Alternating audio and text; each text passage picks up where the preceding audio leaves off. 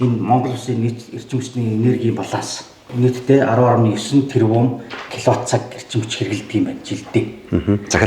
Цахилгаанаар зөвхөн цахилгаанаар. Тэрний 7.7 тэрбумлах тэр манай нүүрсний цахилгаан станцууд ойролцоогоор 75%. Тий. 20% буюу импортоор хангаж байгаа. Хятад Оросоос авч байгаа тийм ээ. Оюутлогоо бас ихэнх нь эзлээд байгаа.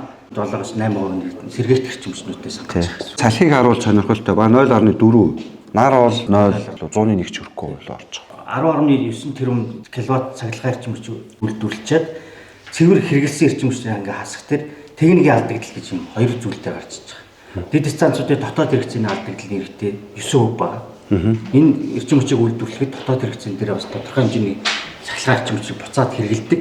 Энэ хэрэглээг ингээд тооцоож 9%. За эднийг яг хэрэглэгчдэд дамжуулж аваач өгөхөд бид нар шугам сүлжээ дэд үтс ашиглаж байгаа. Энэтэй холбоотой дамжуулах болон төгөөх сүлжээний алдагдал гэж байдаг. Энэ нь нийлээд 11% болдог. Тэр нийт нь техник алдагдал гэж нэрлэдэг.